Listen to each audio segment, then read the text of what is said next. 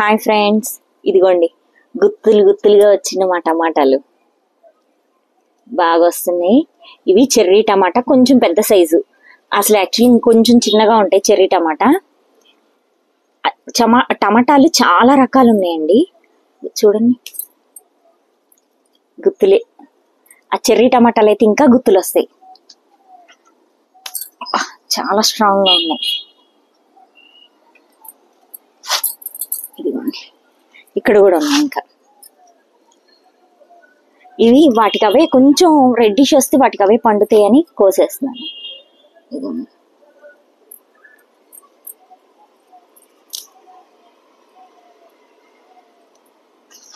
ఈ టమాటాలు కూడా ఇదిగోండి, ఇవి కూడా టమాటాలు వస్తున్నాయి బాగానే.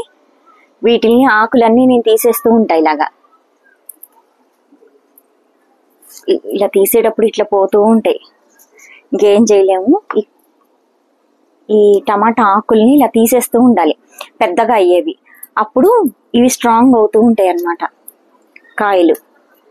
ఈ పక్కన వచ్చే పిలకల్ని కూడా పీకేస్తూ ఉండాలి ఇలాగా. ఇదిగోండి, ఇట్లా ఆకుల్ని కొన్ని ఆకులే ఉంచుతా నేను, ఎప్పుడు ఎక్కువ ఆకులు ఉంచను. ఇట్లా ఆకులన్నిటిని తీసేస్తూ ఉంటా. కాయలు ఇంకా మళ్ళీ పూత వస్తుంది. ఈ పూత పిందెగా మారాలంటే ఆకులు కొన్ని ఉంచాలి. మొత్తం ఆకులు తీసేసేయను, కొన్ని ఆకులు తీస్తా, కొన్ని ఆకులు ఉంచుతాను అన్నమాట. మరీ పెద్దగా అయిపోయినాయి అనుకోండి, ఆకులు తీసేసేయాలి. ఇట్లా ఇది మరీ పెద్దగా అవుతుంది. ఇలాగా అవి తీసేసుకుంటూ ఉంటే కాయలు సైజు పెద్దవి అవుతూ ఉంటాయి.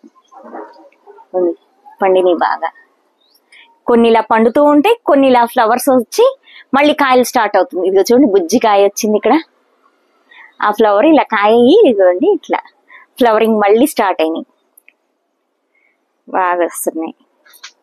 ఇట్లా కొన్ని తీసేస్తూ ఉంటే వేరే కొత్తవి వస్తాయి అన్నమాట, వాటికి కాయలు వస్తాయి.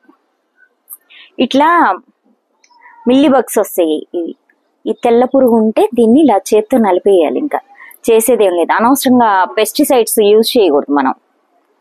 ఎక్కువ రావు, కొన్ని అయితే వస్తాయి ఇలా తెల్ల పురుగు, వాటిని చేతులతో నలిపేయాలి. ఇలా సైడ్ ఇవన్నీ తీసేస్తూ ఉంటే హైట్ పెరుగుద్ది. హైట్ పెరిగిన కొద్దీ కాయలు వస్తూ ఉంటాయి.